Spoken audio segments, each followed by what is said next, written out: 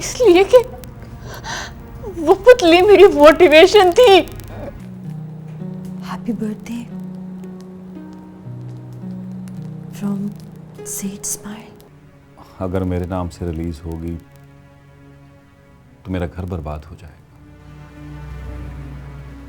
वो कैसे? मदद तो कमजोर लोगों की जाती है। आपके पास तो माशाल्लाह से ऐसी ताकत है, अगर मेरे पास हो तो मैं। तो आप क्या? अरे भाई कुछ भी कर सकता हूँ। तू उधर से पैसे पकड़, और अब मैं कह रहा हूँ कि हम तुम्हारी वजह से अपनी अनाउंसमेंट रोकेंगे। इस वक्त तुम एक पुल सिरात पर खड़ी हो, जिसकी एक तरफ दोज़ख है और दूसरी तरफ जन्नत। तुम्हारी जरा सी लर्जिश तुम्हारी मंजिल बदल सकती है। हर बात के पहलू से लड़ाई क्यों निकाल लेती हो? लड़ाई मैंने शुरू की है, तुमने? बस कर दो साइमा, खुदा के लिए बस कर दो। मुझसे आइंदा इस लहजे में बात मत करना, मैं बर्दाश्त नहीं कर सकती। बता दिया है मैंने तुम्हें। रिश्तों के दरमियां कैसी मजबूरियां एक पल में हुई, कैसी ये दूरियां। बात है प्यार की, बात मुश्किल नहीं, जिंदगी दौड़ है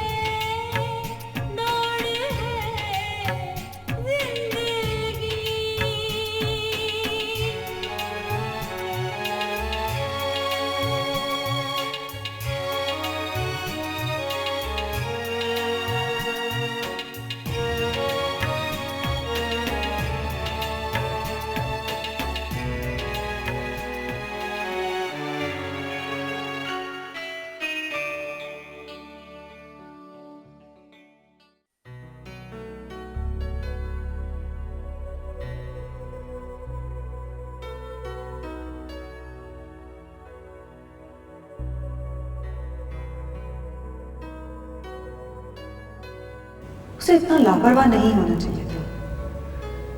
तुम उसे ये बात रियलाइज कराओ, मगर एक बार कोई भी गलत कदम रियलाइजेशन या वापसी के सारे रास्ते बंद कर देता है। अब एक नाजुक मोड़ आ गया है। तुम एक पुल सिरात पर खड़े हो, एक तरफ जन्नत और एक तरफ जहन्नम।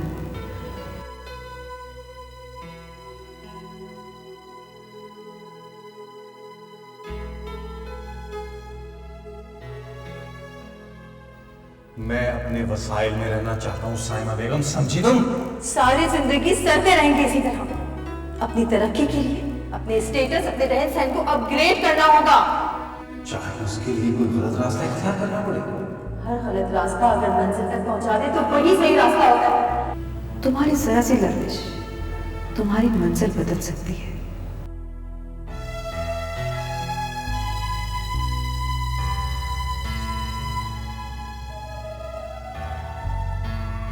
एक अच्छे दोस्त होने के नाते जो मैं कह सकती थी मैंने कह दिया।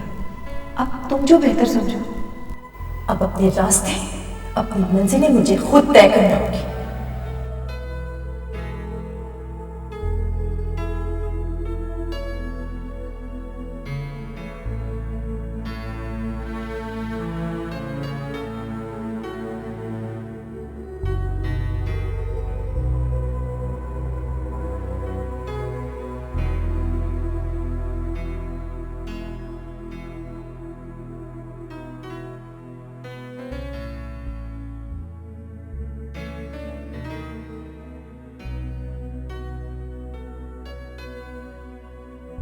उनके पास वो इज्जत नहीं है जो तुम्हारे पास मौजूद है, और दुनिया में सबसे कीमती चीज इज्जत होती है। इज्जतदार वही होता है जिसके पास दौलत होती है, और पैसा हर इज्जतदार को खरीद सकता है।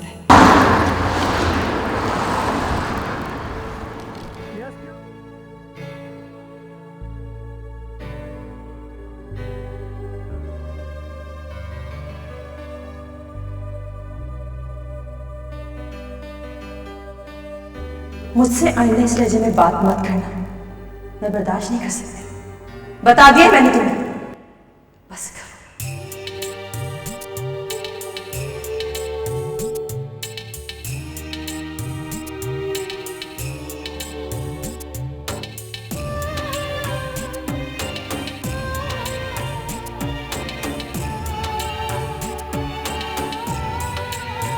जिंदगी दौड़ है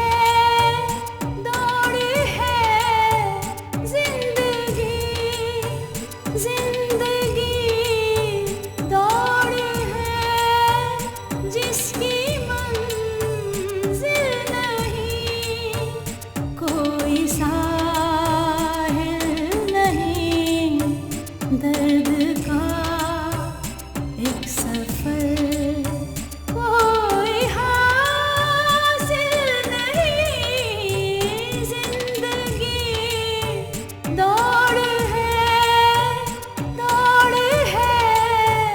जिंदगी।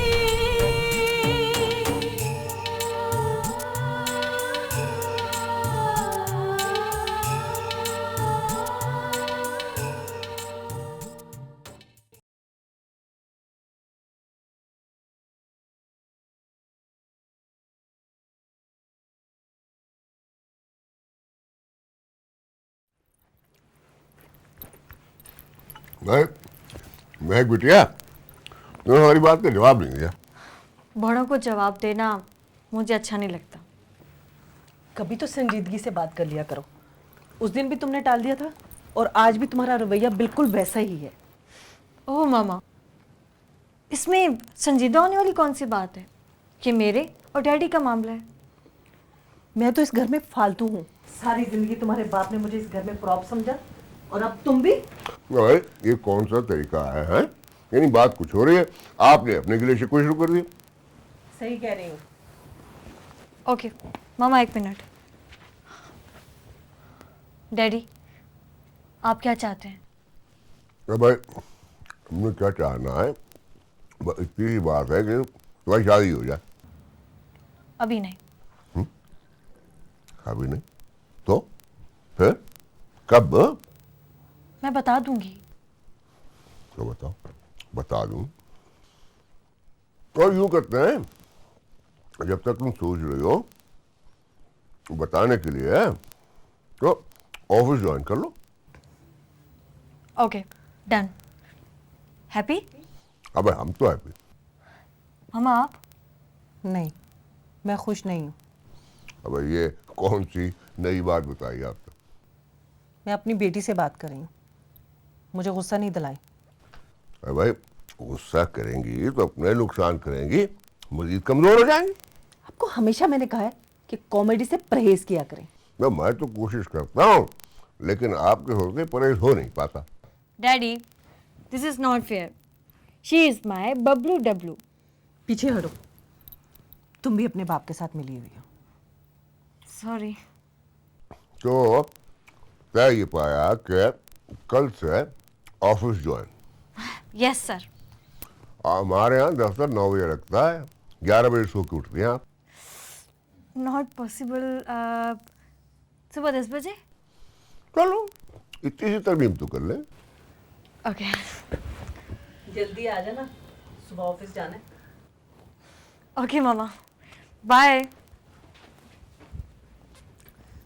आप भी कमाल करते हैं, जो बात करने की थी वो आपने की नहीं और ऑफिस आ जाना।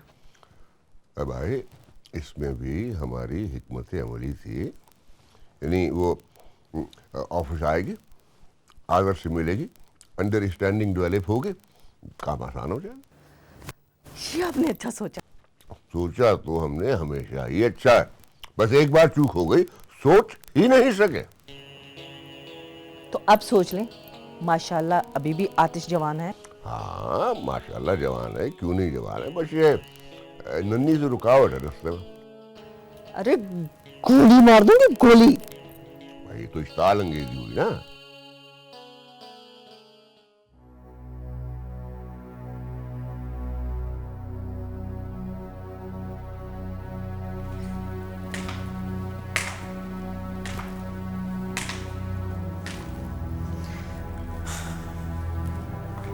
जमीला,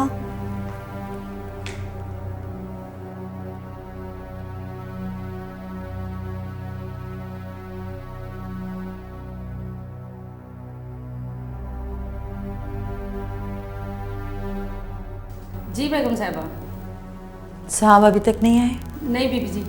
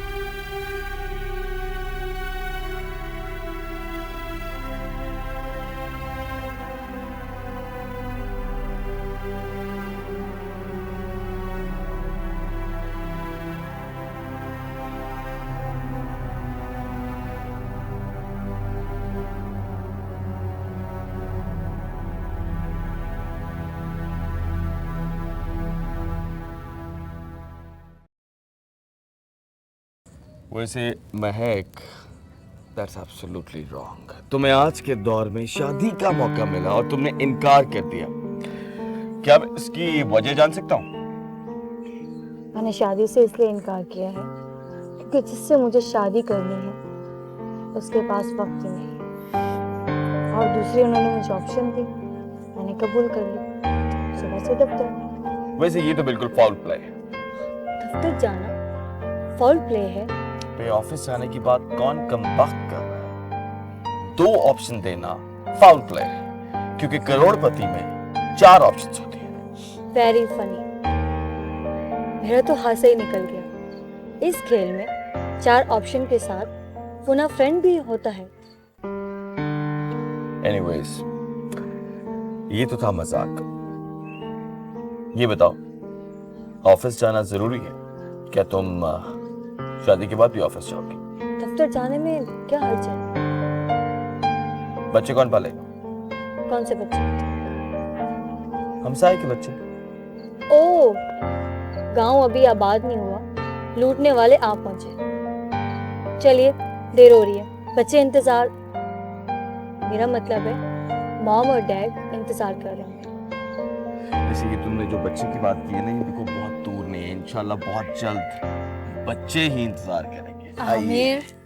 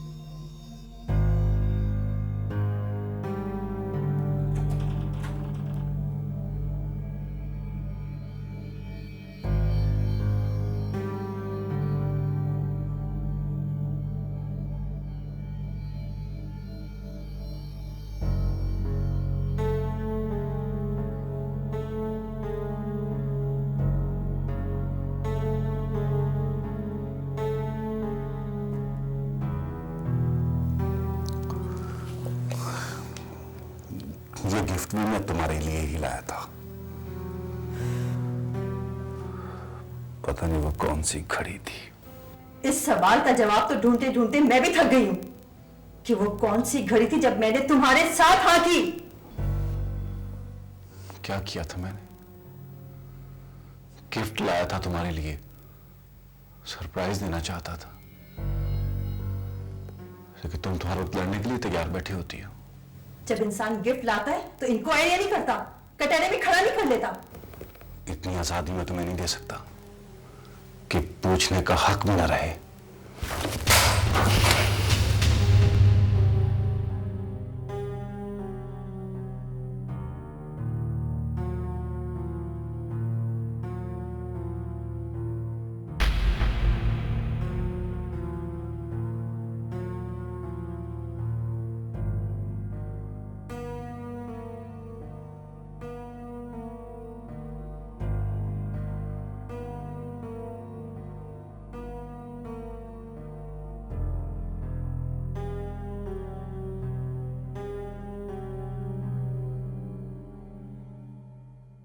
बस ना, चल चुप हो जा।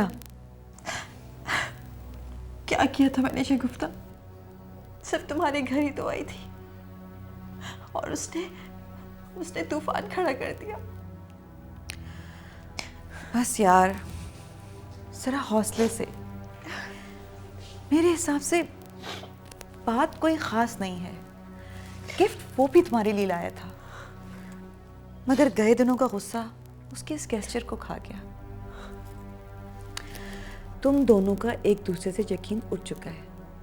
मैंने कहा था ना, एक वक्त आएगा जब सब चीजें उलट पुलट होनी शुरू हो जाएंगी। तुम बताओ मेरा कसूर क्या है? न्यूट्रल होके सोचो, अगर जरा भी मैं कसूरवार हूं तो जो सजा सुनाओगी मुझे मंजूर है। देखो मेरी जान, कभी कभी बहुत बड़ी बड़ी बात भी छोटी सी लगती है और कभी बहुत छोटी छोटी बातें बहुत बड़ी लगने लगती हैं। तुम कहो तो मैं बात करूं? नहीं, तुम कोई बात ना करना। अब इस मामले को मैं निपटाऊंगी अपनी मर्जी से। ठीक है, तुम खुद निपटा लेना, मगर प्लीज़ अभी कुछ मत सोचो। तुम बहुत गुस्से में हो, जस्ट रिलैक्स। तुमने नाश्ता किया? नहीं, आई एम सॉरी, मैंने सुबह सुबह तुम्हें परेशान कर दिया। बकवास नहीं करो। अगर तुम नहीं आती तो शायद मुझे बहुत गुस्सा आता। मैं नाश्ता बनवाती हूँ।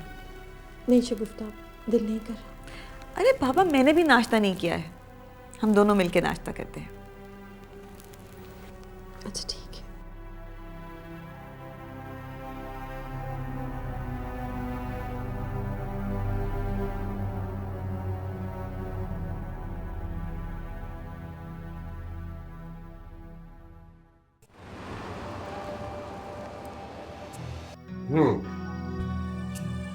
और सारे स्टाफ से मिल ली, सारा रखना भी देख लिया। अब बाकी रह गया है वो कमरा जो हमने अपने दफ्तर में खास तौर पर तुम्हारे लिए बनवाया। और वो कमरा है ये जो मैंने खास तौर पर तुम्हारे लिए बनवाया। पर यकीन करो, मैं जब ये कंप्लीट हुआ है बहुत बार ही चाहा कि अपनी फाइलें लेकर यहाँ शिफ्ट हो जाऊँ, मगर फिर दिल पर जबर कर लिया। वही मैटर है। तो आओ, अब पहले इस कुर्सी पे बैठो और अपने इंटरकॉम से ऑर्डर करके हमें चाय पिलाओ। आ जाओ शाबाश। Thank you so much.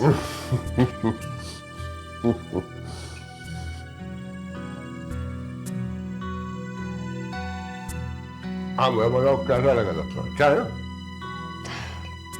Thanks daddy. Good.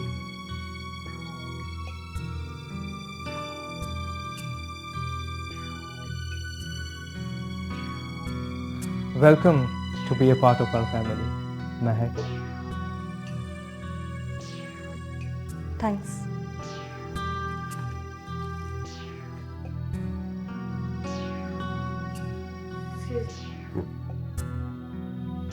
What?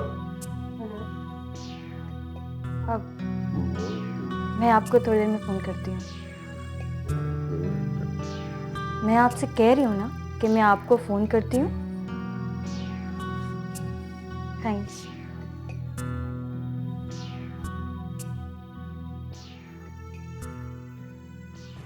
जब मैंने ज्वाइन किया था तो काफ़ी अर्से तक मेरी कोशिश रही कि ऐसा काम कर सकूं जो हायर ऑफिशियल्स के सामने डिस्कस हो सके। तुम तो बहुत लकी रहे हो कि तुम्हें आते ही कामयाबी मिल गई,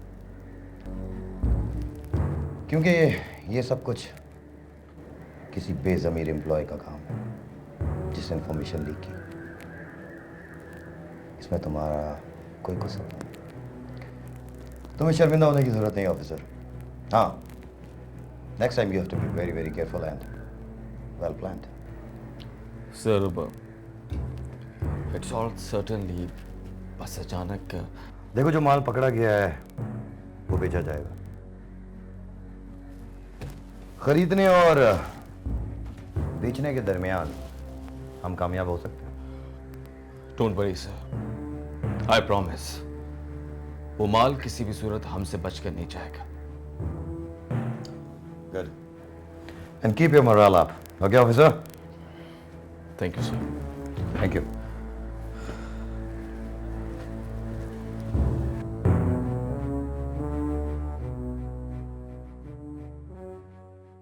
मुझे इस साल की बैलेंस शीट चाहिए। मैं अभी भिजवा। बाय द वे, आपका कमरा कौन सा है? आपके कमरे के बिल्कुल सामने वाला। ओह माय गॉड, इसका मतलब है आते जाते आपको देखना पड़ेगा। जी इसमें कोई बुराई भी नहीं है और ना ही डॉक्टर ने कोई परहेज बताया। Thank you Azim. You are welcome. कोई ज़रूरत हो तो बता दीजिएगा। थैंक्स। हेलो, पागल हो गई हो? कहाँ ने फोन करती हूँ? तुम्हें ऑफिस के पहले दिन की मुबारकबाद देनी थी। तुम भी ना, बस क्या कहूँ। अरे कुछ तो कहिए कि लोग कहते हैं। लोगों को कहने दो और मुझे काम करने दो। क्यों, ऑफिस में सफाई का काम मिल गया क्या? Just shut up. चलो ये बता दो कि कब आऊँ तुम्हें ऑफिस में देखने के लिए कि तुम कैसा काम कर रही हो। बता दूंगी जब डैडी से तुम्हें मिलवाना होगा। और बताओ तुम्हारा काम कैसा चल रहा है? तुम्हारी मुहिम खत्म हुई या नहीं? बस दुआ करो। मेरी दुआएं हमेशा तुम्हारे साथ। ओके देन ऑफिस के बाद फिर मुलाकात होगी। Okay take care bye. Okay bye.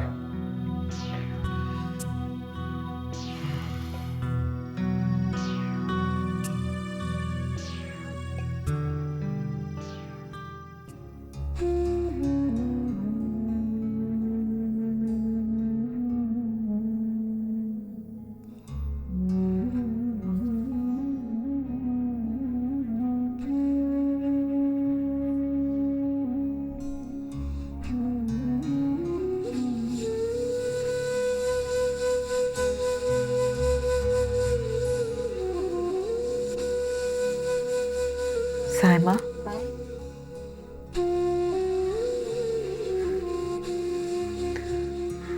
कब तक इस तरह घर में कैद रहोगी?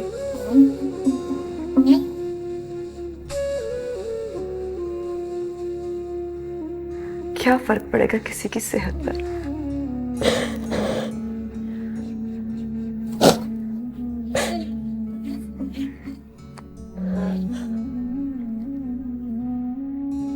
दम घुटने लगा है मेरा।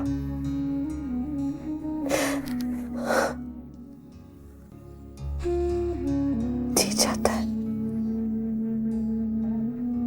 चाहता है कि भाग जाओ इस घर से।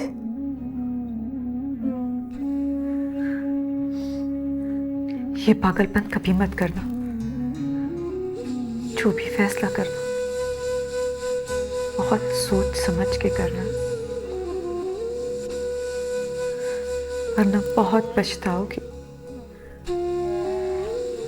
और जब गुजारा करना मुश्किल हो जाए तो मैं तुम्हारे साथ हूं। जो करना कर गुजरना।